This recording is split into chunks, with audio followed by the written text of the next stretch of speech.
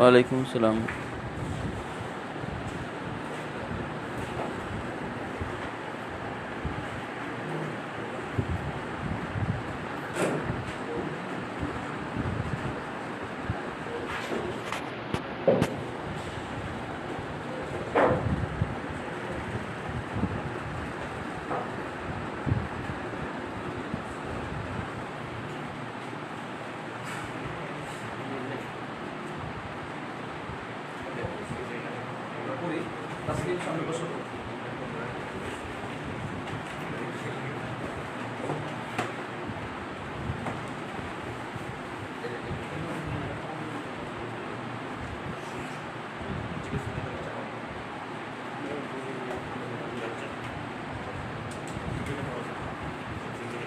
আমাদের আজকে বের করো চ্যাপ্টার 1 পড়তেছিলাম, তাই না? ডিভিশন পড়তেছিলাম, বায়োলজি চ্যাপ্টার 1।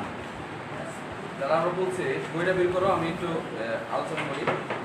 তাহলে বায়োলজি এটা কোন ওয়ার্ড থেকে আসছে? বায়োলজি গ্রিক ওয়ার্ড, তাই না? বায়ো শব্দের অর্থ কি? জীবীয়। আর লগোস মানে কি? Knowledge. That means 3 number page বের করো। 3 নাম্বার পেজের মাঝখানে, একদম মাঝখানে প্যারা, জীববিজ্ঞান বেশ প্রাচীন বিজ্ঞান। জীববিজ্ঞানকে ইংরেজিতে বায়োলজি বলে। এটি গঠিত হয়েছিল গ্রিক শব্দ বায়ো এবং লগোস। বায়োলজি শব্দের অর্থ কি? বায়ো মানে হচ্ছে জীবীয়, লগোস মানে হচ্ছে জ্ঞান। তাহলে বায়োলজির অনেকগুলো শাখা আছে। আমরা দুটি শাখায় ভাগ করা হয়েছে, প্রচলন ছিল আগে। হ্যাঁ, 3 নাম্বার পেজে লাস্টের প্যারা, জীবের যে দুটি ধরন আমরা চারপাশে টাকালি দেখতে পাই সেগুলো হলো উদ্ভিদ এবং প্রাণী। তাই বহুদিন পর্যন্ত জীববিজ্ঞানের পাঠ্য সুবিধার জন্য দুটি শাখায় ভাগ করা হয়েছিল, একটা উদ্ভিদ বিজ্ঞান আর একটা প্রাণী বিজ্ঞান। দাগে নাও, প্রাচীনকাল থেকে মানুষ এই দুইটা শাখায় ভাগ করত। এই রীতি এখনো কিছুটা চালু আছে, যদিও জীববিজ্ঞানের আজ এতটা বিস্তৃতি লাভ হয়েছে যে শুধু দুটি শাখায় ভাগ করলে এখন পাঠ আর চলবে না। এখন এদেরকে আমরা অনেকগুলো ভাগে ভাগ করছি। আমরা নেক্সট পেজে আসো। তাহলে আচ্ছা, নেক্সট পেজের আগে একটু লাইনটা বলতে হবে। নেক্সট পেজের মানে 3 নাম্বার পেজের লাস্টের 2 লাইন, তাই প্রয়োজনের তাগিদে জীববিজ্ঞান এখন বহু সংখ্যক শাখায় বিভক্ত হয়েছে। জ্ঞানের প্রায় প্রতিটি বিষয়ের অন্তর্গত শাখাগুলোকে ভৌত এবং মৌলিক এবং ফলিত দুই ভাগে ভাগ করা হয়েছে।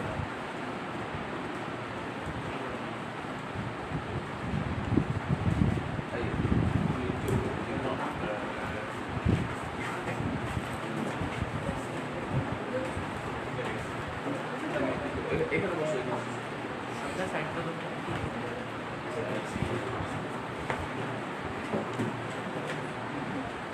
তাহলে আমরা দুই ভাগে ভাগ করছি। কি কি? মানে অনেক দুই ভাগে বিভক্ত করা হয়। বিজ্ঞান আর জীববিজ্ঞান 3 নাম্বার পেজ বের করেন, বায়োলজি পেজ নাম্বার 3। তাহলে বই নেই, একটা বই দাও তো, অথবা বুঝি বেডের উপরে একটা বই আছে, ওই বইটা নিয়ে শুনে যাবে। তাহলে প্রয়োজনে তাগিদে জীববিজ্ঞানের এখন বহু সংখ্যক শাখা বিভক্ত হয়েছে। জ্ঞানের প্রায় প্রতিটি বিষয়ের অন্তর্গত শাখাগুলোকে ভৌত এবং মৌলিক এবং ফলিত দুই ভাগে ভাগ করা যায়।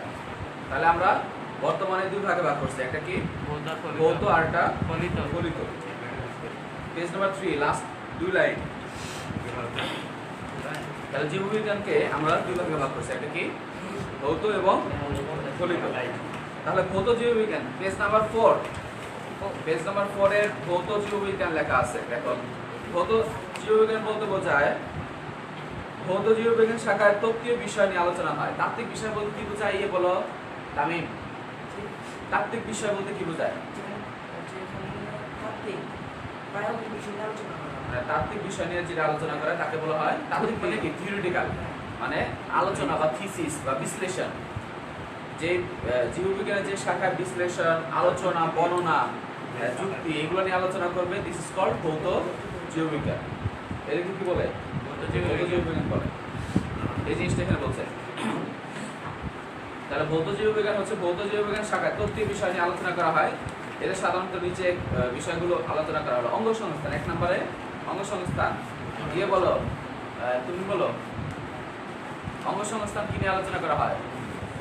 মরফোলজি, আকার আকৃতি, বাহ্যিক গঠন, কথা বলা যাবে ওই ঘটনা আকার আকৃতি নিয়ে আলোচনা আলাদা আলাদা এক্সটার্নাল ইন্টারনাল এটা কি দেখা যায় স্যার বেশি দেখা যায় হ্যাঁ তো অনেক ভালো দেখা যায় তাহলে আমরা অঙ্গ সংস্থান বলো আকার আকৃতি আচ্ছা বাহ্যিক গঠন আলোচনা করলে কি এটিকে বলা হয় এক্সটার্নাল মরফোলজি আর অভ্যন্তরীণ আলোচনা করলে তাকে কি বলে ইন্টারনাল মরফোলজি গুড বসো ইন্টারনাল মরফোলজি আরেক নাম বলো আমি অ্যানাটমি গুড বসো তাহলে ইন্টারনাল এখানে একটু লিখে রাখো এর দুইটা লেখা আছে একটা ইন্টারনাল মরফোলজির আরেক নাম কি অ্যানাটমি বলে ইন্টারনাল মরফোলজি কে অ্যানাটমি বলে আচ্ছা তারপরে হলো ট্যাক্সোনমি বলো তুমি বলো হ্যাঁ ট্যাক্সোনমি কি শ্রেণীবিন্যাস নিয়ে আলোচনা হয় দ্যাট মিন্স বলো শ্রেণীবিন্যাসের ধাপগুলো বলো কি কি আছে গুড বসো থ্যাংক ইউ দ্যাট মিন্স এই যে ক্লাসিফিকেশন যে একটা রাজ্য থাকে রাজ্য নিচে কি থাকে পর্ব তারপরে পর্ব নিচে কি থাকে পর্ব বা বিভাগ তারপরে শ্রেণী তারপরে বর্গ গণ বর্গ গোত্র গণ প্রজাতি এই যে ক্লাসিফিকেশন এটা নিয়ে আলোচনা করবে আমাদের taxonomy which the father of taxonomy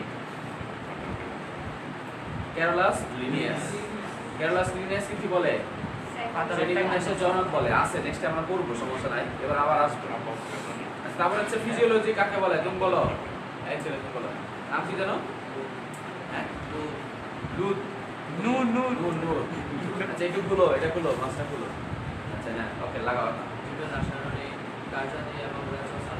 জৈব রাসায়নিক কার্যাবলী ফিজিওলজিক্যাল অ্যাক্টিভিটি বলতে কি বোঝায় হোয়াট ইজ জৈব রাসায়নিক বা শারীরবৃত্তীয় কাজ দ্যাট মিন্স আমরা আমাদের শরীরের মধ্যে যে রিঅ্যাকশনগুলো হচ্ছে যে কাজগুলো হচ্ছে যেমন শ্বসন তারপরে রেচন সালোক সংশ্লেষণ তারপরে পরিপাক এগুলো নিয়ে আলোচনা করবো দিস ইজ কল্ড ফিজিওলজি এটাকে কি বলে শারীরতত্ত্ববিদ্যা ওকে শারীরবিদ্যা হিস্টোলজি কি নিয়ে আলোচনা করবে টিস্যু নিয়ে আলোচনা করবে টিস্যুর গঠন টিস্যু বৃদ্ধি এগুলো নিয়ে আলোচনা করবে আচ্ছা এমব্রায়োলজি কোনটা ভ্রূণবিদ্যা ভ্রূণ নিয়ে আলোচনা করব ভ্রূণের গঠন this is called embryology that means একটা জাইগোট থেকে একটা মানুষ পূর্ণাঙ্গ মানুষ হচ্ছে এটা নিয়ে আলোচনা করব দিস ইজ কল্ড এমব্রায়োলজি তারপর সাইটোলজি সেল একটা কোষের মধ্যে যে গঠন তার কোষের মধ্যে কাজ কোষের বৃদ্ধি কোষ বিভাজন this is cytology included in cytology বংশগতি জেনেটিক্স নিয়ে আলোচনা করব বলো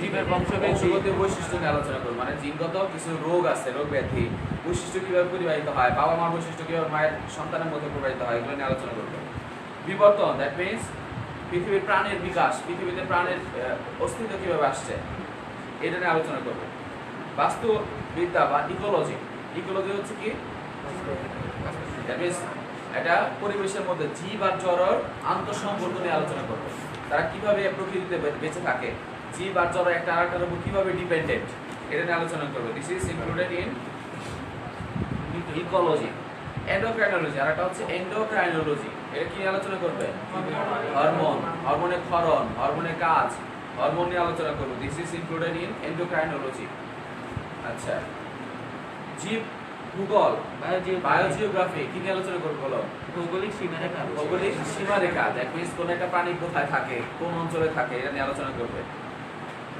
বুঝতে পেরেছো এটা তো সহজ কথা লেখা আছে ফলিত জীববিজ্ঞানের মধ্যে কি কি আছে ফলিত জীববিজ্ঞান কাকে বলে জীববিজ্ঞানের যে শাখায় প্রায়োগিক বিষয় নিয়ে আলোচনা করে দ্যাট মিন্স এটাকে অ্যাপ্লাই করে তুমি বাস্তব জীবনে কাজে লাগাইতে পারবা তোমার জীবিকা নির্বাহ করা যাবে this is included in applied Jio বা এটাকে অ্যাপ্লাইড বায়োলজি বলা হয় ফলিত জীববিজ্ঞান এর মধ্যে কি আছে প্যালিওন্টোলজি জীবাশ্মবিদ্যা কি প্রাগৈতিহাসিক জীবের বিবরণ তাদের জীবাশ্ম সম্পর্কিত জীবাশ্ম নিয়ে আলোচনা করব দুইটা বিষয় একটা তাদের প্রাগৈতিহাসিক জীবের বিবরণ এবং তাদের জীবাশ্ম তাহলে জীবাশ্ম মানে কি মরে গেছে তার বিভিন্ন মাটি এখনো রয়ে গেছে তার বিভিন্ন ছাপ রয়ে গেছে মাটিতে তাহলে সেটার ইনফরমেশন দিয়ে মাটির বয়স নির্ণয় করে বোঝা যাবে সে কত বছর আগে পৃথিবীতে ছিল ড্রাগন কত বছর আগে পৃথিবীতে বিচরণ করতো এটা জানা যাবে বলেন হ্যাঁ বলেন কত বছর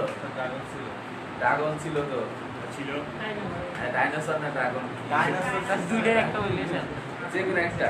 এটা কিভাবে বের করছে যে ছিল আসলে তার যে মরে গিয়ে তার যে মাটি হয়েছে সেই মাটিকে অ্যানালাইজ করছে, অ্যানালাইজ করে বুঝতে পারছে যে হ্যাঁ তার মধ্যে ছিল। তাহলে বায়োস্ট্যাট আছে। তারপরে জীব পরিসংখ্যান বায়োস্ট্যাটিস্টিক্স, মানে পৃথিবীতে কোন জায়গায় কতগুলো প্রাণী আছে এটা নিয়ে আলোচনা করবে। সুন্দরবনে কতগুলো বাঘ আছে এটা নিয়ে আলোচনা করবে। তারপর বিভিন্ন বিষয় নিয়ে আলোচনা করবে। কোন প্রাণীগুলো মরে যাচ্ছে আস্তে আস্তে, কোনটা বিলুপ্ত হয়ে যাচ্ছে, কোনটা রেড লাইনের দিকে আছে, এগুলো নিয়ে আলোচনা করবে। মৎস্য বিজ্ঞান ফিশারিজ মানে মৎস্য শিল্প নিয়ে আলোচনা করবে। কীট পতঙ্গ, খুবই স্টার মারো, কীট পতঙ্গ, এন্টোমোলজি, ইংলিশ টার্ম সহ পড়তে হবে, প্যালেন্টিওলজি পড়তে হবে। এক নাম্বার প্যালেন্টিওলজি, তারপরে কীট পতঙ্গ, এন্টোমোলজি, এগুলো ভালো করে করতে হবে। কীট পতঙ্গ কোনটা নিয়ে আলোচনা করে বলো, এন্টোমোলজি কি নিয়ে আলোচনা করে? অনুজীব কেন? কীট পতঙ্গের উপকার অপকার। কীটপতঙ্গের উপকার অপকার, তাদের রোগ ব্যাধি নিয়ে আলোচনা করবে। বসো। তারপর মাইক্রোবায়োলজি কি নিয়ে আলোচনা করবে? মাইক্রো মানে কি? ছোট, যাদেরকে মাইক্রোস্কোপের দিকে দেখতে হয়। মাইক্রোবায়োলজি, মাইক্রো মানে ছোট, যাদেরকে আমরা মাইক্রোস্কোপ দিয়ে দেখতে হবে, দিস ইজ ফর মাইক্রোবস। আর মাইক্রোবায়োলজি মানে তাদের নিয়ে যেটা আলোচনা করা হয়, ভাইরাস, ব্যাকটেরিয়া, প্রোটোজোয়া, ছত্রাক, এই নিয়ে আলোচনা করবে। তারপরে কি আছে? কৃষি বিজ্ঞান, এগ্রিকালচার, এটা তো জানি। চিকিৎসা বিজ্ঞান, এগুলো জানি। জিন প্রযুক্তি মানে জেনেটিক ইঞ্জিনিয়ারিং, এমন জিনগত বলো, জেনেটিক ইঞ্জিনিয়ারিং নিয়ে আলোচনা করে। তুমি বলো, বলো মিডলম্যান, হ্যাঁ বলো, নূর বলো, জেনেটিক ইঞ্জিনিয়ারিং কি নিয়ে আলোচনা করে?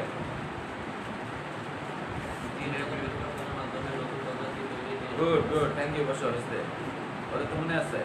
তাহলে জিনগত পরিবর্তন করবো। আর ওরা কি করছে? সাপোজ জিনগত পরিবর্তন করে কোন একটা নতুন বৈশিষ্ট্য কোন জীবের মাঝখানে তৈরি করাকে বলা হয় জেনেটিক ইঞ্জিনিয়ারিং। এটা অবশ্য লেখা দিছি, আছে না তোমাদের খাতায়? আছে না? লেখা আছে না? অথবা বইয়ের মধ্যে যা আছে তাই করো।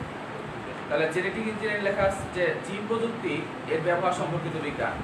দ্যাট মিনস তুমি একটা জোনাকে মিটমিট করে, তাই না? জোনাকে যে মিটমিট করে যেই এনজাইমের জন্য, যে জিনের জন্য, সেই জিনটা কি করছে পরে পরবর্তীতে গাছের মধ্যে দিয়ে দিচ্ছে, পরে গাছে মিটমিট করবে। তো এই যে নতুন একটা বৈশিষ্ট্য আসলো, এটা যেই প্রযুক্তির মাধ্যমে করা হয়, যে টেকনোলজি ব্যবহার করে করছে, this is called genetic engineering. Okay, তারপর হচ্ছে জেনেটিক ইঞ্জিনিয়ারিং স্টার মারো, কারণ এটা আমাদের চ্যাপ্টার আছে। হ্যাঁ, এটা আমাদের পুরো একটা চ্যাপ্টারই আছে। প্রাণরসায়ন, বায়োকেমিস্ট্রি কি নিয়ে আলোচনা করবে? বলো, তামিম বলো। জৈব রাসায়নিক বিক্রিয়া, দ্যাট মিন্স দেহের মধ্যে যে রিঅ্যাকশনগুলো হচ্ছে এটা নিয়ে আলোচনা করবে। ওকে, পরিবেশ বিজ্ঞান, এনভায়রনমেন্টাল সায়েন্স, দ্যাট মিন্স পরিবেশ সম্পর্কে আলোচনা করবে। সমুদ্র, মেরিন, বনবিজ্ঞান, ফরেস্ট্রি, জীব প্রযুক্তি, স্টার মারো। তোমাদের যেহেতু রিভিশন হচ্ছে, রিভিশনে তো এত স্লোলি পড়ানো যাবে না। তোমাদের একটা রিভিশন মোটামুটি হয়ে গেছে, একবার পড়ানো হয়ে গেছে। আর নেক্সটে আমরা একটু ফাস্ট আগাবো প্রত্যেকটা বিষয়। আর যদি বেশি ফাস্ট হয়ে যায় আমাকে বলো যে একটু স্লোলি পড়া, বায়ো টেকনোলজি কোনটা নিয়ে আলোচনা করবে? বলবে, এটাকে বলবে, তুমি বলো। বায়ো টেকনোলজি, হ্যাঁ গুড। উদ্ভিদ অথবা প্রাণী অথবা অণুজীব, বসো, অণুজীব, এদের নির্দিষ্ট অংশ ব্যবহার করে উন্নত গুণ সম্পন্ন কোনো অণুজীব অথবা উদ্ভিদ কোনো কিছু তৈরি করা হয়, তাকে বলা হয় বায়োটেকনোলজি।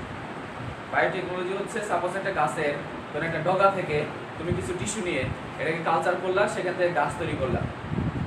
তাহলে যেই প্রযুক্তির মাধ্যমে করা হয় এগুলো, তাদেরকে বলা হয় বায়োটেকনোলজি। লেখা আছে এটা। মানুষ এবং পরিবেশের কল্যাণে জীব ব্যবহারের প্রযুক্তি সম্পর্কিত বিজ্ঞান, মানে মানুষের উপকার করবা এবং পরিবেশের কল্যাণের জন্য জীব ব্যবহার, দ্যাট মিন্স কোন একটা জীব বলতে কি বোঝাচ্ছে? কোন একটা উদ্ভিদ হতে পারে, কোন একটা অণুজীব হতে পারে, কোন একটা প্রাণীর কোন একটা অংশ হতে পারে। এটাকে ব্যবহার করে মানুষের কল্যাণ করবা, যে প্রযুক্তির মাধ্যমে করবা, দিস ইজ কল্ড জীব প্রযুক্তি। ফার্মেসিতে বুঝোই ওষুধ তৈরি করবে। তারপরে ওয়াইল্ড লাইফ মানে বন্যপ্রাণী নিয়ে আলোচনা করবে। বায়ো ইনফরমেটিক্স কোন নিয়ে আলোচনা করবে? কম্পিউটার প্রযুক্তি নির্ভর, হ্যাঁ, জীববিজ্ঞান তথ্য, যেমন ক্যান্সার বিশ্লেষণ করে সেখান থেকে একটা ইনফরমেশন বের করে নিয়ে আসবে। ঠিক আছে, অথবা করোনার একটা ডাটা তৈরি করবে যে করোনার মধ্যে এতগুলো মানুষ লোয়ার ক্লাস, হায়ার ক্লাস অথবা মিডল ক্লাস মানুষ এফেক্টেড হচ্ছে বেশি, অথবা ফুসফুসের আক্রান্তের কারণে মানুষ বেশি মারা যাচ্ছে। এই যে অ্যানালাইজ করলো, তাহলে মানুষ জানতে পারলো, এই অনুযায়ী পরবর্তী ডাক্তাররা এরা ইয়ে করবে অথবা সরকার একটা ব্যবস্থা করবে। এরকম করে আমরা করে একটা ইনফরমেশন কম্পিউটারের মধ্যে ডাটাবেস করা হয় এবং এটাকে ডাটাবেসকে অ্যানালাইজ করে পরে আমরা কোনো একটা বিষয় সম্পর্কে আমরা অবগত হই এবং এটার অবশ্যই একটা প্রায়োগিক বিষয় আছে, এটাকে বায়ো ইনফরমেটিক্স। অথবা তুমি কি করলা, ক্ষেত খামারে তোমার ই হয়েছে, অথবা ওই যে টেলিমেডিসিন কিন্তু এর মধ্যেও আসবে। তুমি কোনো একটা অসুখ হয়েছে, তুমি ফোন দিলা, ডাক্তারে ফোন দিলা, 999 ফোন দিলা, পরে কি আসলো, তোমাকে একটা ইনফরমেশন দিল, তোমাকে অ্যাডভাইস করলো। It is also included in bio informatics. Okay, মূল কথা হচ্ছে কম্পিউটার টেকনোলজি ব্যবহার করে, কম্পিউটার টেকনোলজি ব্যবহার করে কোনো ধরনের হ্যাঁ। ওকে, নেক্সট তারপরে জীবের শ্রেণী বিন্যাস। আমরা জানি 7 নম্বর পেজের মাঝখানের প্যারা দেখো লেখা আছে শ্রেণী বিন্যাসের উল্লেখযোগ্য অবদান রেখেছেন। 2 নম্বর প্যারা কি অবদান, সুইডিশ প্রাণীবিজ্ঞান ক্যারোলাস লিনিয়াস। সে একটা বই লিখছে, নাম কি? ইয়ে বলো, তামিম বলো। একটা বই লিখছে, নাম কি? স্পিসিস প্ল্যান্টেরা। নাম কি? পরে আসবো, আমাদের আছে, পরবর্তীতে আছে, সমস্যা নেই। শ্রেণীবিন্যাসে উল্লেখযোগ্য অবদান রেখেছেন সুইডিশ প্রাণীবিজ্ঞানী ক্যারোলাস লিনিয়াস। সে অপসরা বিশ্ববিদ্যালয় থেকে চিকিৎসা শাস্ত্রে ডিগ্রি লাভ করার পর তিনি ওই বিশ্ববিদ্যালয়ে অ্যানাটমি অধ্যাপক ছিলেন। সে মূলত তাকে কি বলে, ক্যারোলাস লিনিয়াসকে কি বলে? শ্রেণীবিন্যাসের জনক। ওকে, পড়বা শ্রেণীবিন্যাসের উদ্দেশ্য, স্টার দিয়ে পড়বা। শ্রেণীবিন্যাসের উদ্দেশ্য কি বলো? প্রাণীদের সহজাতভাবে চেনা, প্রাণী জগৎকে চেনার জন্য, খুব সহজে চেনার জন্য তাদেরকে একই শ্রেণীর বিভিন্ন ভাগ করে তাদের একই বৈশিষ্ট্যের সম্পর্কে আমাকে আলাদাভাবে না জেনে ওই শ্রেণীর সকল বৈশিষ্ট্য সম্বন্ধে আমি একটা জানলেই বাকি সবগুলো আমি জানতে পারবো। মানে অ্যানিম্যাল কিংডম সম্পর্কে যদি একটা বৈশিষ্ট্য যদি জানি, আর যদি জানি যে সাপোজ 10টা প্রাণী আছে, তারা অ্যানিম্যালের বা কোয়াড্রাটার অন্তর্গত, তাহলে তার বৈশিষ্ট্য কি হবে, একটা জানলে বাকিটা আমি জানতে পারবো। দ্যাট মিন্স আলাদা আলাদাভাবে না জেনে তুমি একই গ্রুপের বা একই শ্রেণীর সকল বৈশিষ্ট্যকে আলাদা আলাদাভাবে না জেনে তুমি সবগুলোকে কমন সাধারণ বৈশিষ্ট্য তুমি জানলে বাকি সবগুলো বৈশিষ্ট্য সম্পর্কে তুমি জানতে পারবে। এটা হচ্ছে লেখা আছে। শ্রেণীবিন্যাসের উদ্দেশ্য হলো প্রতিটি জীবের দল উপদল সম্বন্ধে জ্ঞান আহরণ করা, জীবজগতের ভিন্নতার দিকে আলোকপাত করে আহরিত জ্ঞানকে সঠিকভাবে সংরক্ষণ করা, পূর্ণাঙ্গ জ্ঞানকে সংক্ষিপ্ত আকারে উপস্থাপন করা এবং প্রতিটি জীবকে শনাক্ত করে তার নামকরণ ব্যবস্থা করা, সর্বোপরি জীবজগৎ এবং মানব কল্যাণে প্রয়োজনীয় জীবগুলোকে শনাক্ত করে তাদের সংরক্ষণে সচেতন হওয়া। করে নিও। তোমাদের কোন পর্যন্ত শেষ ছিল? হ্যাঁ,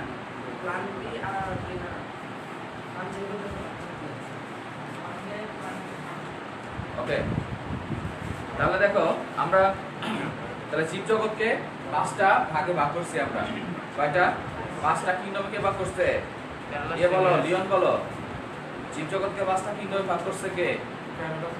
ক্যারোলাস লিনিয়াস। হুইটেকার। আর এই হুইটেকার কত সালে? 1969 সালে। লেখা আছে 7 নম্বর পেজের লাস্ট প্যারা, 7 নম্বর পেজের লাস্ট প্যারা, বিজ্ঞানী আর.এইচ. হুইটেকার, একদম লাস্টের দিকে। আর.এইচ. হুইটেকার 1969 সালে জীবজগৎকে 5টি রাজ্যে ভাগ করেন এবং এটা 5 কিংডম উপস্থাপনা করেন। কিন্তু পরবর্তী পেজে লেখা আছে, দেখো, মার্গুলিস এটাকে মডিফিকেশন করছে। এটাকে মার্গুলিস বললো না 5টা কিংডমকে আরো 2টা সুপার কিংডম, একটা সুপার কিংডম 1 আর একটা সুপার কিংডম 2, 2টা ভাগে ভাগ করছে। কে কত সালে করছে? 1974 সালে। হুইটেকার শ্রেণীবিন্যাস পরিবর্তন এবং বিস্তার রূপ দেন। তিনি সমস্ত জীবজগৎকে 2টি সুপার কিংডম ভাগ করেন। তাহলে সুপার কিংডম 1 আর সুপার কিংডম 2। সুপার কিংডম 1 এর মধ্যে কারা আছে? মনেরা শুধু সুপার কিংডম 1 এ আছে, আর বাকি 5টা যারা আছে, প্রোটিস্টা, ফাঞ্জাই, প্ল্যান্টি, অ্যানিমেল, এটা সুপার কিংডম 2 এর অন্তর্গত, তাই না? ওকে, তাহলে আমরা প্রথম রাজ্যটা পড়ি, মনেরা। তাহলে মনে রাখো একটা বৈশিষ্ট্য বলো, কে বলবে? নূর বলো। মনে রাখ একটা বৈশিষ্ট্য বলো। এর এক কোষে আচ্ছা কে বলতে পারবে? বলো তো দেখি। এর এক কোষী হয়, তারপরে এর ফিলামেন্টাস। ফিলামেন্টাস মানে কি? ফিলামেন্টাস মানে সুতার মতো। দেখো এদের বডিগুলো কেমন হবে? সুতার মতো, মানে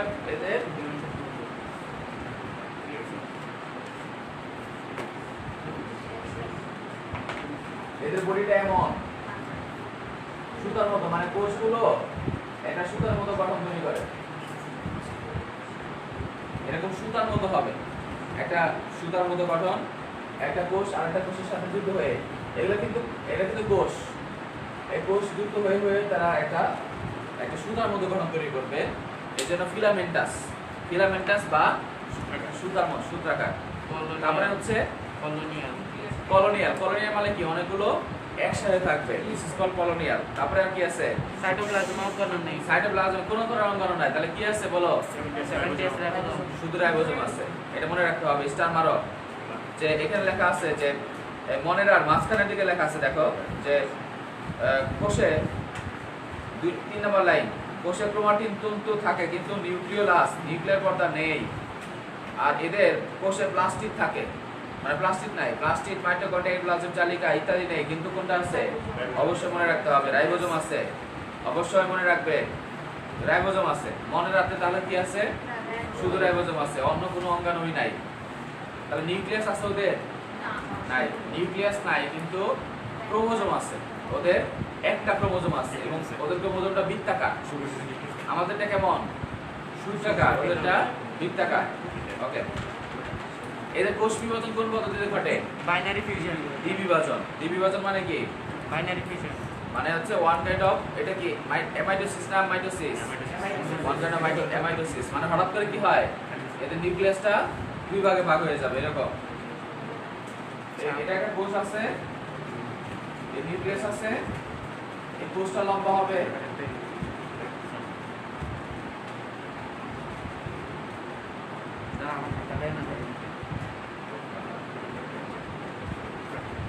নিউক্লিয়াসটা ফার্স্টে লম্বা হবে, লম্বা হওয়ার পর মাঝখানে খাঁজ তৈরি হবে।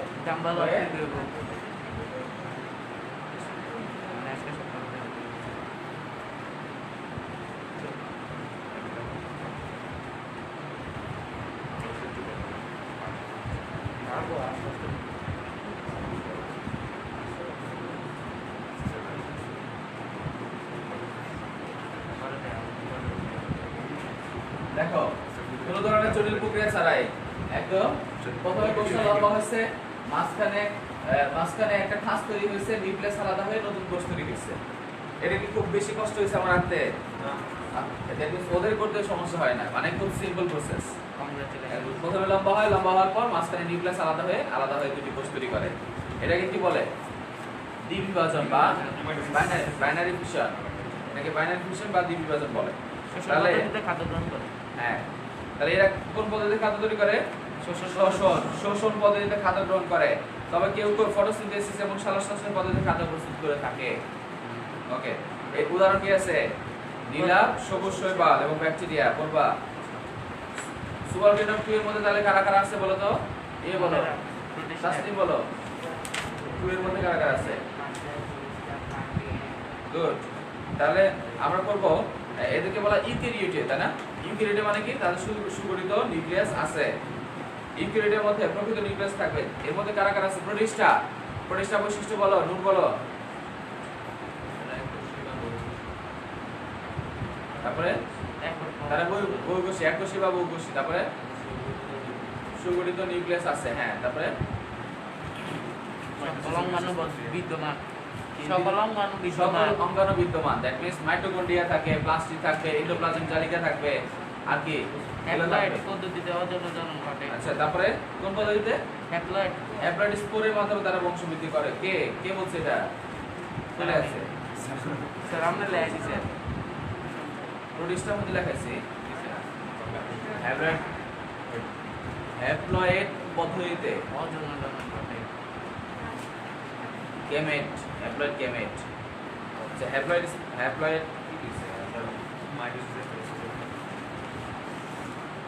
এই যে মাইটোসিস কোষ বিভাজনের মাধ্যমে অযৌন জনন হয় ঘটে। আচ্ছা তারপর বলো। আচ্ছা দেখে দেখে বলো। আচ্ছা তুমি বলো পিছনে, তুমি বলো। তোর নামটা ভুলে গেছি, বসো। রাতিম, রাতুল। হ্যাঁ রাতুল বলো। বৈশিষ্ট্য বলো, যে কোনো একটা, দুইটা বৈশিষ্ট্য বলো।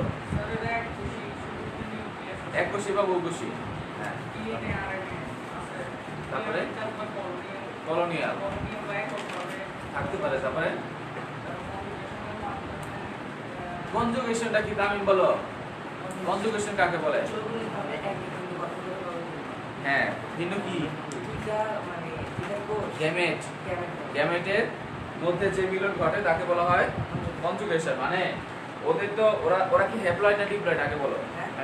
ওরা কি হ্যাপ্লয়েড, তাই না? হ্যাপ্লয়েড বলতে কি বোঝায়? এক সেট ক্রোমোজোম, মানে যতগুলোই ক্রোমোজোম থাকুক না কেন প্রত্যেকটার একটা করে আছে, তাই না? একটা করে আছে। দেখবে আর আমাদের কয়টা করে আছে? দুইটা করে। মানে আমাদের যতগুলো ক্রোমোজোম আছে প্রত্যেকটা জোড়া জোড়ায় থাকে। আর যাদের একটা একটা সিঙ্গেল সিঙ্গেল থাকে তাদেরকে বলা হয় হ্যাপ্লয়েড। যাদের জোড়া জোড়া থাকে তাদেরকে বলা হয় ডিপ্লয়েড। তো ওদের ক্ষেত্রে তারা তো হ্যাপ্লয়েড, ঠিক আছে। তাহলে ওদের ক্ষেত্রে কিভাবে ওদের সংখ্যা বৃদ্ধি হয়? যৌন জনন ঘটে কিভাবে?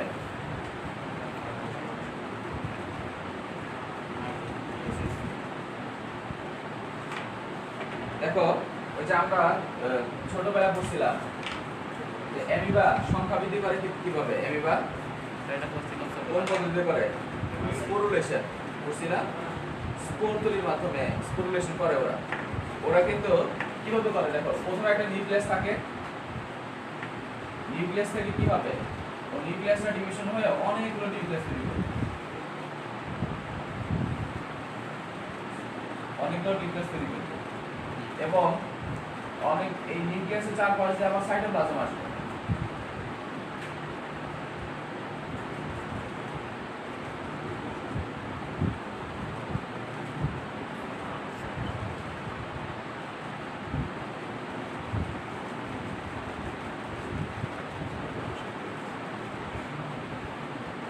আর এখান থেকে তারা বের হয়ে আসবে।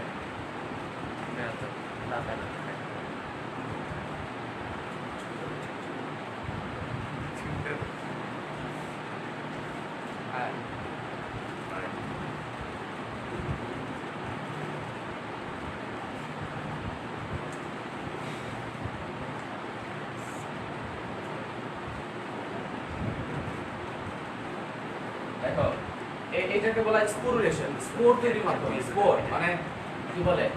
এদের একটা নিউক্লিয়াস ছিল, এই নিউক্লিয়াস হঠাৎ করে অনেকগুলো নিউক্লিয়াসে কনভার্ট হয়ে যাবে মাইটোসিস ডিভিশনে। মাইটোসিস ডিভিশনে প্রথমে নিউক্লিয়াস অনেকগুলো নিউক্লিয়াসে পরিণত হয়। হওয়ার পর তার পাশে সাইটোপ্লাজম আসবে, এসে তারা এক পর্যায়ে এদের মেমব্রেন যেটা আছে এটা ভেদ করে বের হয়ে আসবে। হ্যাঁ দ্যাট মিন্স এদের এটা তো গেল হচ্ছে অযৌন। এটা যৌন ধরন না অযৌন ধরন বলো? অযৌন। কারণ হচ্ছে এখানে মেল ফিমেল গ্যামেটের সাথে মিলিত হয় না, একই দেহ থেকে তৈরি হয়েছে, সেম একটা কোষ থেকে হয়েছে, এই জন্য তারা অযৌন ধরন। আবার অনেক সময় কি হয়? এই একটা কোষ থেকে এই একটা কোষ, এখান থেকে একটা গ্যামেট তৈরি হবে, এখান থেকে একটা গ্যামেট তৈরি হবে। এই গ্যামেটটাকে আমরা প্লাস ধরতে পারি, এটাকে মাইনাস ধরতে পারি, তাই না? দেখো ওদের দেখতে একই রকম কিন্তু এদের ফাংশন ভিন্ন এবং এটা ভিন্ন ভিন্ন দেহ থেকে তৈরি হয়েছে। মানে এটা একটা অ্যামিবা মনে করো, এটা একটা অ্যামিবা মনে করো। এই অ্যামিবা থেকে একটা কোষ তৈরি হয়েছে, এই অ্যামিবা থেকে একটা গ্যামেট তৈরি হয়েছে, যে গ্যামেটটা দেখতে একই রকম কিন্তু এদের ফাংশন ভিন্ন। মানে একটা পুরুষ আর একটা মহিলা, মেল আর ফিমেল, প্লাস মাইনাস। এদের মাঝখানে যদি মানে ইয়া হয়, একসাথে যুক্ত হয়ে কি হবে? এটা জাইগোট তৈরি করবে। জাইগোট তৈরি হবে আর সেই জাইগোটের মধ্যে থেকে আবার মিউসিস ডিভিশন হয়ে আবার নতুন সেখান থেকে মিউসিস হবে। মিউসিস হয়ে আবার নতুন কোন কি করবে?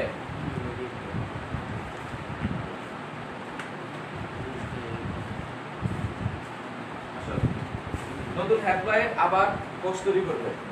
আচ্ছা আমাকে বলো যে আমরা কোষ বিভাজন যে পড়ছিলাম, কোষ বিভাজনে মিওসিস কোষ বিভাজন কোথায় ঘটে তুমি বলো, হাত বলো। মিওসিস কোষ বিভাজন কোথায় ঘটে? জনন মাতৃকোষে। কাদের? মানে হ্যাপ্লয়েড না ডিপ্লয়েডের? ডিপ্লয়েডের ক্ষেত্রে যারা ডিপ্লয়েড মানে যাদের হচ্ছে 2 সেট ক্রোমোজোম আছে, তাহলে ওদের জনন মাতৃকোষে মিওসিস হবে। যেমন মানুষটা হচ্ছে ডিপ্লয়েড, মানুষের টেস্টিস আর ওভারি মানে শুক্রাশয় ডিম্বাশয় এই সকল জায়গায় যে কোষ আছে এখানে মিওসিস কোষ বিভাজন হবে। এখন বলো যে যারা হ্যাপ্লয়েড ওদের মিওসিস কোথায় হবে? পরেছি না এটা পরেছি তো বলো, মানে জাইগোট তৈরি হওয়ার পরে হবে। মানে যারা হ্যাপ্লয়েড ওদের, তাহলে এই কথাটা লিখে রাখো, এটা খাতা বের করো সবাই, বলো স্টার দিয়ে লেখো, লেখো হ্যাপ্লয়েড জীবের, হ্যাপ্লয়েড জীবের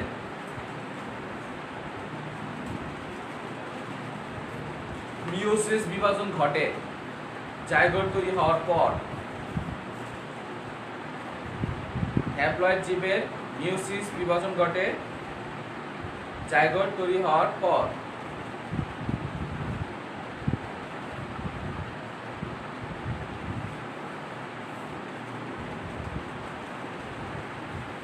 জাইগোট তৈরি হওয়ার পর।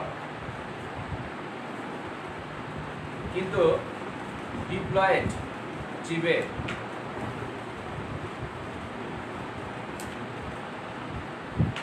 জাইগোট তৈরির আগে মিওসিস বিভাজন ঘটে। কিন্তু ডিপ্লয়েড জীবে জাইগোট তৈরির আগে মিওসিস বিভাজন ঘটে।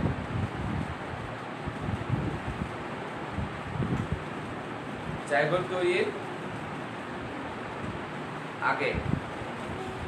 আগে মিওসিস ঘটে। তাহলে একটা হচ্ছে কি জাইগোট তৈরির পরে হচ্ছে, আরটা কি জাইগোট তৈরির আগে হচ্ছে। এই যেমন তাহলে বলো যে এটা যদি হ্যাপ্লয়েড হয় তাহলে ওদের মিওসিস কোথায় ঘটতে পারে বলো তো দেখি, ইয়ে বলো, কে বলবে? রাতুল বলো, রাতুলই তো। রাতুল বলো যে এই প্রোটিস্টটা যারা আছে ওরা সবাই হ্যাপ্লয়েড, তাহলে ওদের জাইগোট তৈরির আগে মিওসিস হবে না পরে হবে?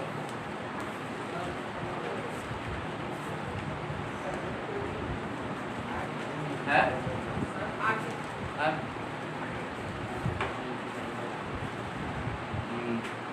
আচ্ছা, কেন আগে হবে? আগে তো হবে না, পরে হবে।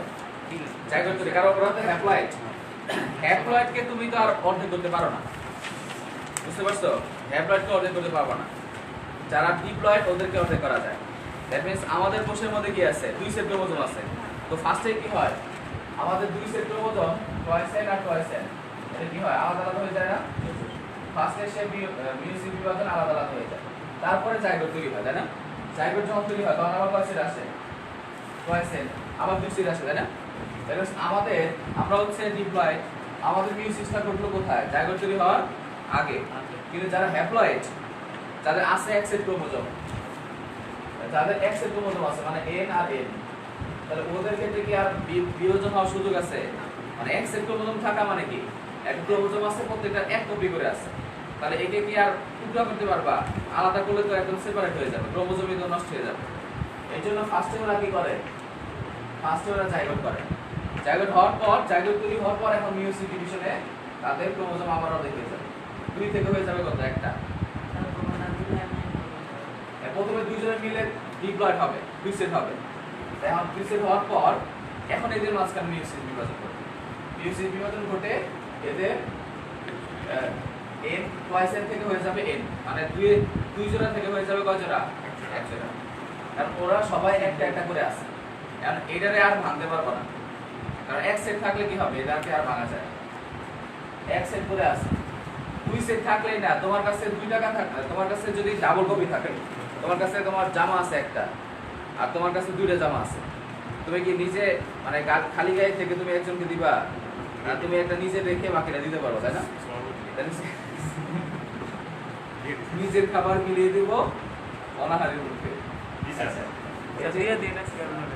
এদের যে হ্যাপ্লয়েড আর হ্যাপ্লয়েড যারা আছে দ্যাট মিন্স ওদের নিচের একটা একটা করে আছে। ডাবল থাকলে এটা এখানে মিউজিক ইয়ে করতে আলাদা হতে পারে। কারণ জন্য ওরা ফার্স্টে দুইজনে মিলে দুইটা হয়, হওয়ার পর এখন মিউজিক হয় আবার অর্ধেক হয়ে যায়। এর জন্য যারা নিম্ন শ্রেণী তাদের জাইগোট তৈরি হওয়ার পরে মিউজিক ঘটে, আর যারা উচ্চ শ্রেণী তাদের জাইগোট তৈরি হওয়ার আগে মিউজিক ঘটে। এটা মনে রাখলেই হবে।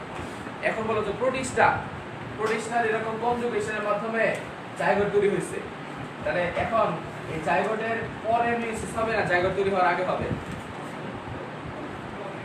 পরে হবে। কারণ এটা হ্যাপ্লয়েড, সবাই হ্যাপ্লয়েড।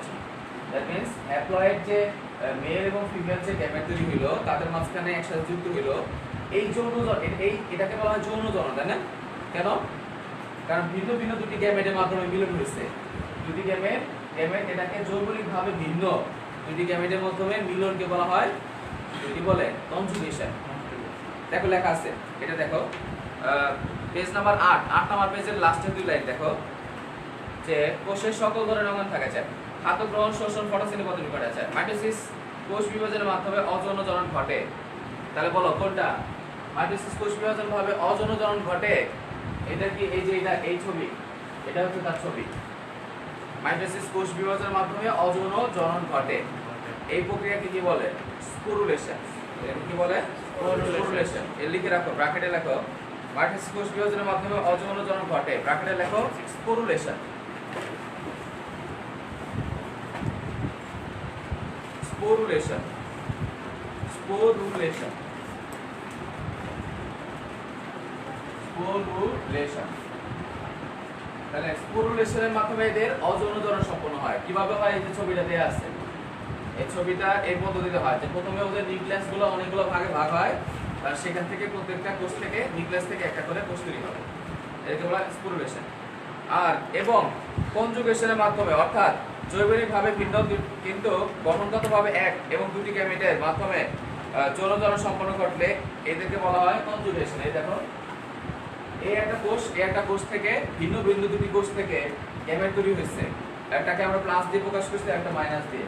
এদের মাঝখানে যখন কোষ তৈরি হবে কনজুগেশনের মাধ্যমে, দেখেন সেটা দুইজনে একসাথে যখন মিলিত হয়ে জাইগোট তৈরি করবে, সেখান থেকে আবার নতুন করে মিউসিসের মাধ্যমে আবার নতুন আরেকটা কোষ তৈরি করবে। তাহলে এই প্রক্রিয়াকে কি বলা হয়? This is called conjugation. এই প্রক্রিয়াকে কনজুগেশন বলে। তারপর ছবিটাকে রাখো, এই যে ছবিটা, এটা হচ্ছে মেল, এটা ফিমেল।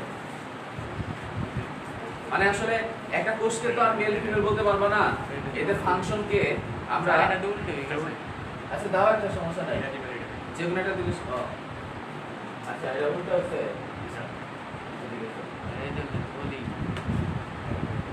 করো এই ছবি রাখো, এটা কি জৈবিকভাবে দুটি কোষের ভিন্ন কোষের মাঝখানে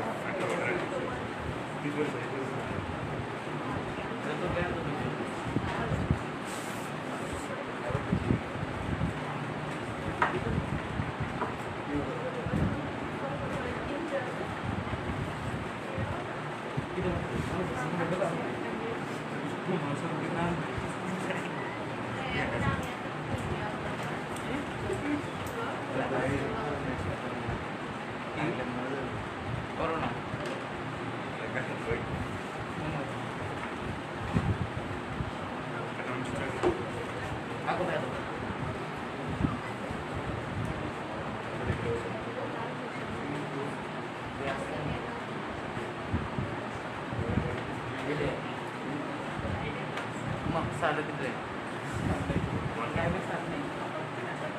साढ़े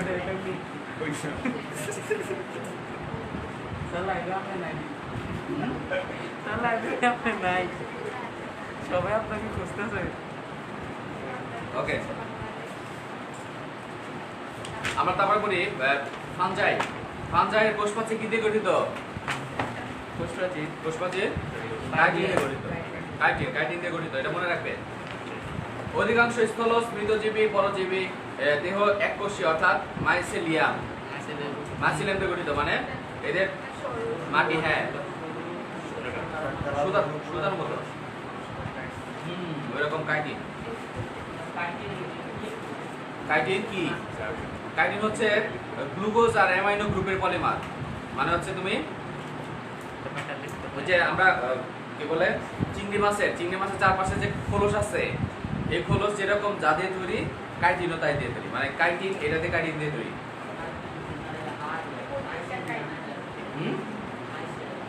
বুঝি নাই আইস না আবরণ কোট থাকে তেলাপোকার চারপাশে আবরণ আছে যেরকম এটা কাইটিন দিয়ে তৈরি এটা কাইটিন দিয়ে তৈরি গ্লুকোজের সাথে অ্যামাইনো কম্বিনেশন করে কাইটিন তৈরি হয় মনে রাখবে এটা একটা যৌগ হ্যাঁ বুঝি নাই তোমার কথা এটা গুলো হ্যাঁ আর্থ্রোপোডার যে ওদের চারপাশে কাইটিন থাকে কাইটিনের আবরণ থাকে ওদের কাইটিনটা কি কাইটিনটা বললাম যে কাইটিনটা হচ্ছে একটা যৌগ মনে রাখবা যে যৌগটা গ্লুকোজ আর অ্যামাইনো গ্রুপ দিয়ে তৈরি এটা পলিমার মানে গ্লুকোজ আর অ্যামাইনো গ্রুপ মিলে অনেক জটিল যৌগ তৈরি করছে আচ্ছা তাহলে এরা এককোষী অথবা দেহ এককোষী মাইসেলিয়াম বা সুতার মতো গঠন তৈরি করে দ্যাট মিন্স এই ছবিটা আঁকছো তো সবাই আঁকাইছেন এর আগে এই যে বডিগুলো কেমন থাকে সুতার মতো দ্যাট মিন্স হ্যাঁ এটা যদি একটা সংখ্যা হয়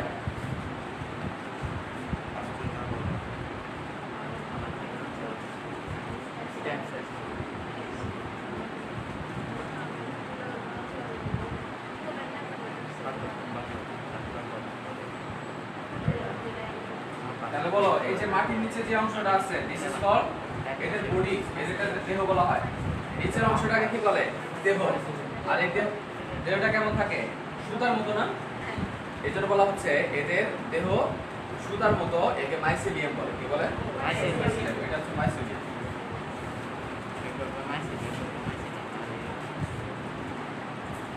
একে মাইসেলিয়াম বলে বলা যাবে এককোষী অথবা মাইসেলিয়াম থাকে এগুলো নিউক্লিয়াস সুগঠিত থাকে কোষ প্রাচীর কাইটিন বস্তু দিয়ে গঠিত খাদ্য গ্রহণ কোন পদ্ধতিতে করে শোষণ এতে কি ক্লোরোফিল থাকে ক্লোরোপ্লাস্ট নাই নিজে খাবার নিজে তৈরি করতে পারবে না তাহলে নিজের খাবার নিজে তৈরি করতে পারে না মৃতজীবী তাহলে এরা হচ্ছে মৃতজীবী তারপরে ক্লোরোপ্লাস্ট অনুপস্থিত তাই এবং এরা হ্যাপ্লয়েড স্পোর দিয়ে বংশবৃদ্ধি করে এরা ছোট ছোট স্পোর দিয়ে এরা বংশবৃদ্ধি করবে এই যেমন কি আছে ইস্ট এবং পেনিসিলিয়াম মাশরুম ওকে এটা ভাস্কুলার টিস্যু নাই ওকে প্লান্টির ক্ষেত্রে আমরা পড়ি তাহলে এদের প্লান্টির মধ্যে যেগুলো উদ্ভিদের ক্লোরোফিল আছে প্লাস্টিড আছে আছে তাহলে এরা হচ্ছে সালোক সংশ্লেষী ক্লোরোফিল যুক্ত নিজের খাবার নিজে তৈরি করতে পারে স্বভোজী উন্নত টিস্যুতন্ত্র এদের মাঝখানে থাকে আর কলাগুচ্ছ থাকে পরিবহন কলাগুচ্ছ এদের মাঝখানে থাকে আচ্ছা এদেরকে আবার এদের আবার বলছে যে কিছু কিছু আছে যৌন জনন অ্যানাইসো গ্যামাস ধরনের অর্থ কি অ্যানাইসো গ্যামাস ধরনের বলতে কি বোঝায় আইসো মানে একই অ্যানাইসো মানে একই রকম নয় দ্যাট মিন্স এদের মেল যে গ্যামেট থাকে মেল গ্যামেট আকারে ছোট থাকে আর ফিমেল গ্যামেট আকারে বড় থাকে এই মেল এবং ফিমেল গ্যামেট তারা আকার আকৃতিতে ভিন্ন থাকে আকার আকৃতিতে ছোট বড় থাকে বিধায় এদেরকে অ্যানাইসোগ্যামাস টাইপ অফ যৌন মিলন বলা হয় বুঝছো না মানে মেল গ্যামেটটা আকারে ছোট থাকবে এখানে দেখো এর আগে যাচ্ছিলাম দুইজনে একই আকৃতি ছিল তাই না কিন্তু মেল গ্যামেটটা আকারে অনেক বড় ডিম্বাণু অনেক বড় আর শুক্রাণু যেটা থাকবে এটা আকারে ছোট স্যার একটাকে বললেন ছোট একবার বলেন বড় একটাকে বললেন ছোট মেল গ্যামেট ছোট মেল গ্যামেট আকারে ছোট আর ফিমেল গেমেট আকারে বড় থাকবে। এই ধরনের যৌন জননকে বলা হয় অ্যানাইসোগেমাস। অ্যানাইসো মানে একই রকম নয়, ভিন্ন রকম। এই জিনিসটা এখানে বলছে, এই যে জিনিসটা বলছে এদেরকে অ্যানাইসোগেমাস ধরে না, অর্থাৎ আকার আকৃতি অথবা শারীরবৃত্তীয় পার্থক্য ভিন্ন দুটি গ্যামেটের মিলনের মাধ্যমে যৌন জনন সম্পন্ন হয়। এরা আর্কিগোনিয়েট, অর্থাৎ আর্কিগোনিয়াম বা স্ত্রী জনন অঙ্গ বিশিষ্ট উদ্ভিদ। এরা সপুষ্পক। আর্কিগোনিয়েট মানে কি? স্ত্রী জননাঙ্গের নাম। আর্কিগোনিয়াম তৈরি করে। আর্কিগোনিয়াম কি? মানে একটা স্ত্রী জননাঙ্গ। মেল এবং ফিমেলের ক্ষেত্রে, মেলের ক্ষেত্রে কি তৈরি করে? অ্যানথেরিডিয়াম। আর ওদের ক্ষেত্রে তৈরি করা হয়, ফিমেলের ক্ষেত্রে আর্কিগোনিয়াম তৈরি হয়। আর্কিগোনিয়ামটা কিছুই না, একটা জাস্ট একটা বলো কি থাকে? আর্কিগোনিয়াম বলতে কি থাকে? কোষ থাকে। আর যারা নিম্ন শ্রেণী দেখো, একটা ফুল আর একটা হচ্ছে শুধুমাত্র এককোষী একটা আর্কিগোনিয়াম। আর্কিগোনিয়ামটা শুধুমাত্র এখানে একটা ওর একটা ডিম্বাণু থাকবে আর এরকম চারপাশে আবরণ থাকবে, এটা হচ্ছে আর্কিগোনিয়াম। আর্কিগোনিয়াম, এটা আর্কিগোনিয়াম। আর একটা হচ্ছে ফুল। মজা লাগে।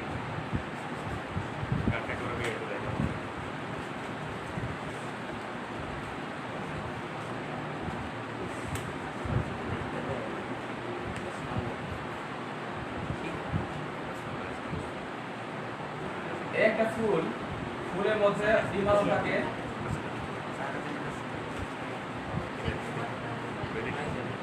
এই দেখো, তাহলে কোনটা উন্নত হবে?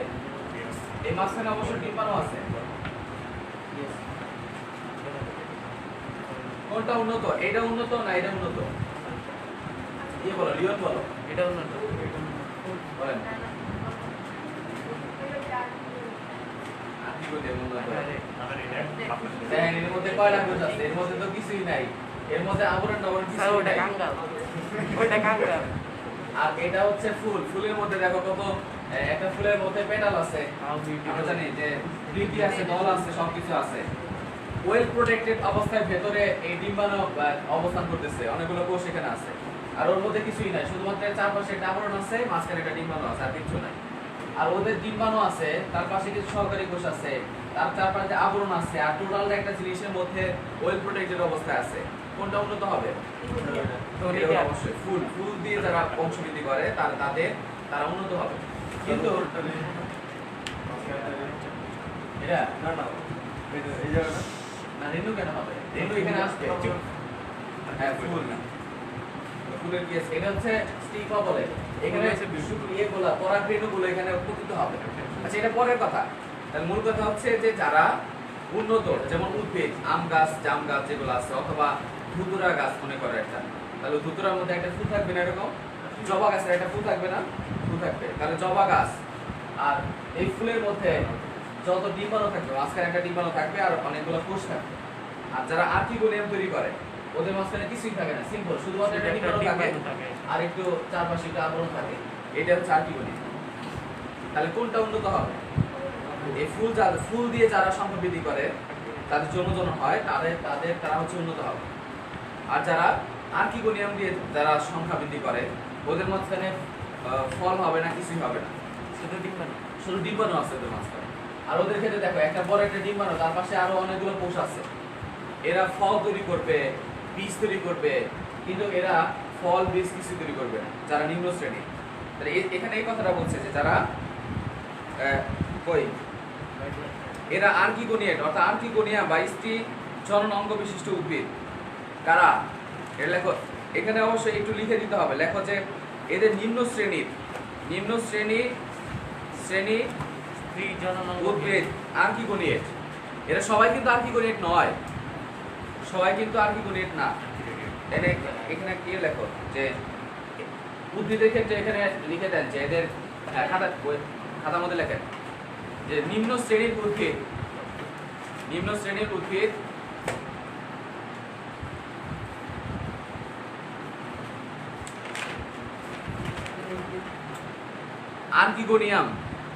আর্কিগোনিয়াম নামক স্ত্রী জনন অঙ্গ তৈরি করে। নিম্ন শ্রেণীর উদ্ভিদ আর্কিগোনিয়াম নিম্ন শ্রেণীর উদ্ভিদ আর্কিগোনিয়াম নামক স্ত্রী জনন অঙ্গ তৈরি করে। জনন অঙ্গ তৈরি করে, তাই এদেরকে আর্কিগোনিয়েট বলে। তাই এদেরকে আর্কিগোনিয়েট বলে। তাই এদেরকে কি বলে? আর্কিগোনিয়েট বলে। তাহলে আর্কিগোনিয়েট কেন বলা হয়? কারণ নিম্ন শ্রেণীর যারা আছে এরা কি করে? আর্কিগোনিয়াম তৈরি করে। আর্কিগোনিয়াম তৈরির মাধ্যমে এদের ওকে। তারপর কি আছে দেখি, শেষ সবুজ উদ্ভিদের। আচ্ছা তাহলে এই যে চারটা বিভাগে ভাগ করছে কি কি? মস, ফার্ন, মস, ফার্ন, নগ্নবীজি, নগ্নবীজি এবং আবৃতবীজি। বলো যে মসের একটা বৈশিষ্ট্য বলো। ভাস্কুলার টিস্যু নেই। এই যে ভাস্কুলার টিস্যু নাই, এদের ভাস্কুলার টিস্যু তো নাই, প্লাস এরা মূল কাণ্ড পাতা বিভক্ত করা যায় না। এদেরকে মস বর্গীয় যারা আছে খাতা লিখে রাখো, কারা কারা নতুন কারা কারা আসছো। আচ্ছা মসের একটা বৈশিষ্ট্য লেখেন মস। তাহলে প্ল্যান্ট কিংডমকে চারটা বিভাগে ভাগ করছে কি কি? মস, মস, ফার্ন, ফার্ন, নগ্নবীজি, নগ্নবীজি, আবৃতবীজি। আবৃতবীজি। তাহলে মসের একটা বৈশিষ্ট্য লেখো যে এদেরকে মূল কাণ্ড পাতা বিভক্ত করা যায় না। মসের একটা বৈশিষ্ট্য লেখো, এদেরকে মূল কাণ্ড পাতায় বিভক্ত করা যায় না। যায় না। এদেরকে মূল কাণ্ড পাতা বিভক্ত করা যায় না।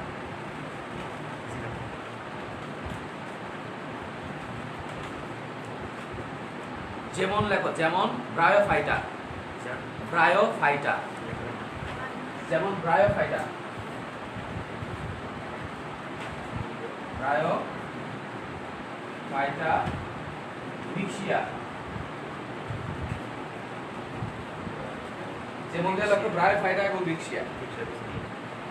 এদেরকে মূল কাণ্ড পাতা বিভক্ত করা যায় না। চিন্তা করো যে যে সকল শ্যাওলাগুলা পুরান বিল্ডিং এর মধ্যে জন্মায়, তোমরা কি এটা পাইছো? এটা পাইছো, বৈশিষ্ট্যটা পাইছো? প্ল্যান্টিটা পাও নাই? প্ল্যান্টি কিছু পাও নাই?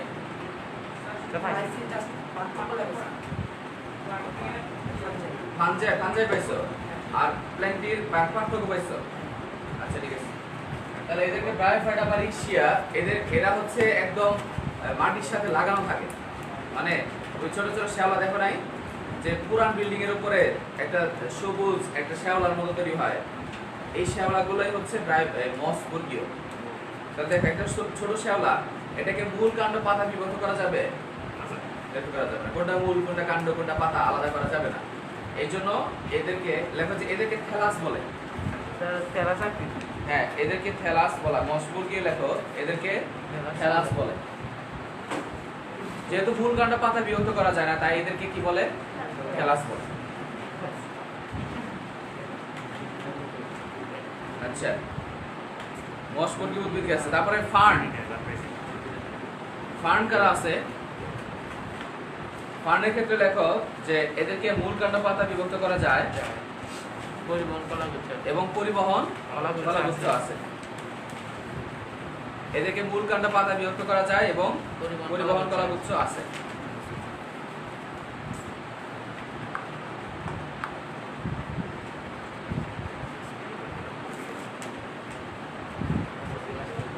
পরিবহন কলাগুচ্ছ, পরিবহন কলাগুচ্ছ মানে কি বলো?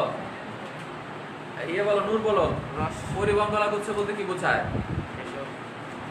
পরিবহন কলাগুচ্ছ বসো। দ্যাট মিন্স যেই সকল টিস্যুগুলো উদ্ভিদের বিভিন্ন পদার্থ পরিবহন করে, মূল থেকে একদম পাতা পর্যন্ত বিভিন্ন খাদ্য নিয়ে যায়, পাতা উৎপন্ন খাদ্য আবার সারা দেহে পরিবহন করে, এদেরকে বলা হয় পরিবহন কলাগুচ্ছ। তাহলে এটা লিখে রাখো, জাইলেম এবং ফ্লোয়েম, স্টার দিয়ে লিখে রাখো, জাইলেম এবং ফ্লোয়েমকে একত্রে পরিবহন কলাগুচ্ছ বলে। জাইলেম এবং ফ্লোয়েমকে একত্রে পরিবহন কলাগুচ্ছ। জাইলেম এবং ফ্লোয়েমকে একত্রে পরিবহন কলাগুচ্ছ। জাইলেম এবং ফ্লোয়েমকে একত্রে পরিবহন কলাগুচ্ছ। ব্র্যাকেটে লেখো ভাস্কুলার বান্ডেল। ব্র্যাকেটে ভাস্কুলার বান্ডেল।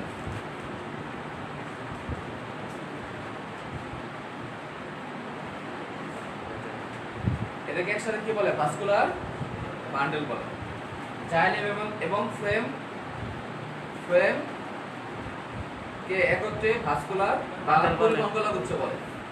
দ্যাট মিন্স একটা পাতা দেখছো, পাতা আছে না, পাতার মাঝখানে শিরা থাকে না ছোট ছোট, এই শিরার মধ্যে ভাস্কুলার বান্ডেল আছে। আবার একটা গাছের মাঝখানে ওই যে কলা গাছের কথা বলছিলাম, কলা গাছের মাঝখানে যে শক্ত যে দণ্ড আছে, এই দণ্ডটা হচ্ছে ভাস্কুলার বান্ডেল। শক্ত দণ্ড আছে একটা, এটা সবজি আকারে খায় অনেকে, তাই না? এটা তো ভাস্কুলার বান্ডেল, এটাই ভাস্কুলার বান্ডেল। আচ্ছা নেক্সট, তারপরে আমরা অ্যানিমেলিয়া পড়ি। অ্যানিমেলিয়াটা কি? আমরা জানি যে অ্যানিমেলিয়া ক্ষেত্রে কি থাকে, ওদের উন্নত টিস্যু তন্ত্র থাকে, অত্যধিক উন্নত টিস্যু তন্ত্র থাকে, এদের প্লাস্টিক থাকে না। তারপরে ক্লোরোফিল নাই। তারপরে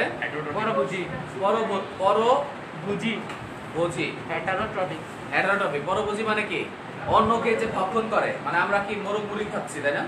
তাহলে আমরা নিজের খাবার কি নিজে তৈরি করতে পারি? কারণ আমাদের ক্লোরোফিল নাই। এজন্য বলা হচ্ছে এরা কোষপ্রাচীর প্লাস্টিক কোষ গহ্বর নেই, প্লাস্টিক না থাকে এরা হেটারোট্রপিক অর্থাৎ পরভোজী এবং খাদ্য গলাধ করে, মানে এগুলো খায়।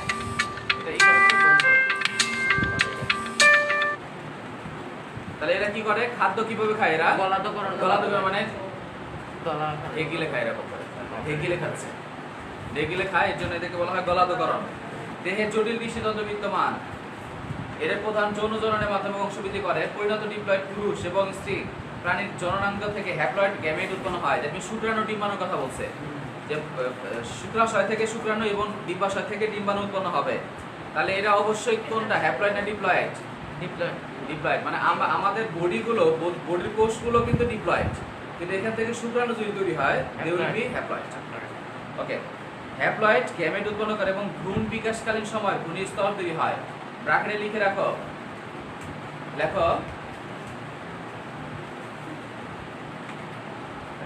লেখো যে মানুষের লেখো না কেন, মানুষের ভ্রূণাবস্থায় 3টি স্তর তৈরি হয়।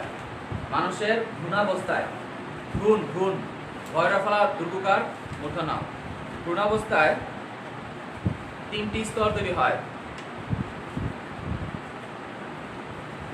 তাই মানুষ ত্রিস্তরী। তাই মানুষ কোন স্তরী? কয় স্তরী? ত্রিস্তরী। মানুষের ক্ষেত্রে কয়টা স্তর তৈরি হবে? লেখো, এটা লেখা নাই। তাই মানুষ ত্রিস্তরী।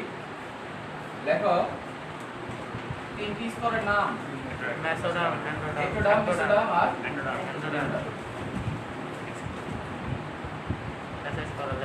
তাহলে 3টা স্তর তৈরি হয়। এরকম যখন ভ্রূণ তৈরি হয়,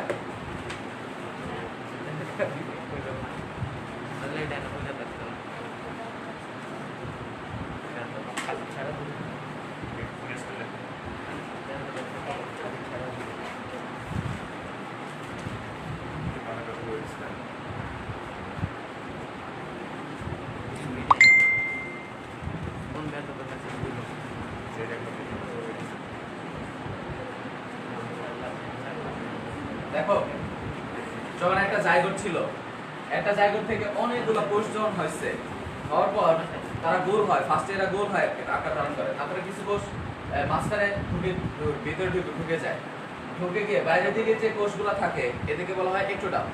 এদেরকে কি বলে? এক্টোডার্ম। আর মাঝখানের দিকে যে কোষগুলো আছে এটা মেসোডার্ম। খাতা না থাকলে বের করে দেব।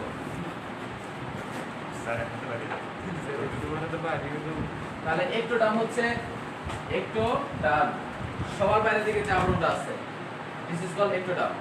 মাঝখানে যে কোষগুলো আছে তাদেরকে কি বলে? তারা মেসোডার্ম বলে। আর একদম ভেতরের দিকে যে কোষগুলো আছে তাদেরকে এন্ডোডার্ম বলে। তাহলে এক্টোডার্ম আমাদের কি তৈরি করে? আমাদের ত্বক তৈরি করে, ত্বক এবং স্নায়ু তৈরি করে। মেসোডার্ম আমাদের কি করে? মেসোডার্ম হচ্ছে আমাদের হাড় তৈরি করে, মাংস তৈরি করে। তাহলে এক্টোডার্ম তৈরি করে আমাদের ত্বক এবং স্নায়ু। দ্যাট মিন্স আমাদের ত্বক যে তৈরি হয়েছে এই সকল কোষ থেকে আমাদের ত্বক তৈরি হয়েছে, এবং আমাদের স্নায়ু তৈরি হয়েছে এই বাইরের কোষগুলো থেকে। আর মাঝখানে যে কোষগুলো ছিল এদের থেকে আমাদের হাড়গুলো তৈরি হয়েছে। এদের ক্ষেত্রে কঙ্কালতন্ত্র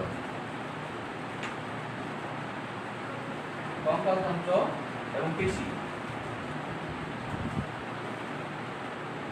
আর এন্ডোডার্ম থেকে তৈরি হয়েছে অঙ্গ, যেমন হার্ট, হার্ট, তারপর হচ্ছে লিভার, তারপরে থাইরয়েড। আমাদের যে হার্ট আছে, হার্ট ভিতরে হৃৎপিণ্ড, যকৃৎ, থাইরয়েড এগুলো কোন স্তর থেকে তৈরি হয়েছে? এনোডার্ম থেকে তৈরি হয়েছে, মনে রাখতে হবে। তাহলে আমরা কয় স্তরী? স্তরী। কিন্তু যারা মিডারিয়া পর্ব যারা আছে তারা কয় স্তরী? স্তরী। মিডারিয়া পর্ব যারা আছে তারা হচ্ছে, এটা আমরা উপরে ক্লাসে পড়বো এগুলা। আচ্ছা তাহলে এই পর্যন্ত পড়া থাকবে। কত? Page number 10। আচ্ছা শ্রেণীবিন্যাসের ধাপগুলো তো জানোই সবাই, কি কি? রাজ্য, পর্ব, শ্রেণী, বর্গ, গোত্র, গণ, প্রজাতি। তাহলে এই যে ধাপ করা হয়, একটা রাজ্যের নিচে কিছু বিভাগ থাকে, বিভাগের নিচে কিছু থাকে, তোমার কি থাকে? শ্রেণী থাকে, শ্রেণীর নিচে কিছু বর্গ থাকে। এই যে ভাগ, এটাকে বলা হয় নেস্টেড হায়ারার্কি। এটাকে কি বলে? Nested hierarchy. আচ্ছা পেজ নাম্বার 10 পেজ পর্যন্ত পড়া থাকবে তোমাদের, পরে জিজ্ঞেস করবো নেক্সট ক্লাসে। কত থেকে? শুক্রবারে কটার দিকে? শুক্রবারে তো তোমরা আসবা 8টা থেকে, 8টায় আসবা। স্যার এগুলো মানি না। হ্যাঁ 10টায় আছে আর 8টায় আছে। 9টা করে। তোমরা আসবা কয়টায়? 9টায়। তোমরা আসবা 8টায়, আর 8টায় যদি না আসতে পারো তাহলে 10টায় আসবে। অসুবিধা হবে কারো? ওকে 8টা আর 10টায় আসবা।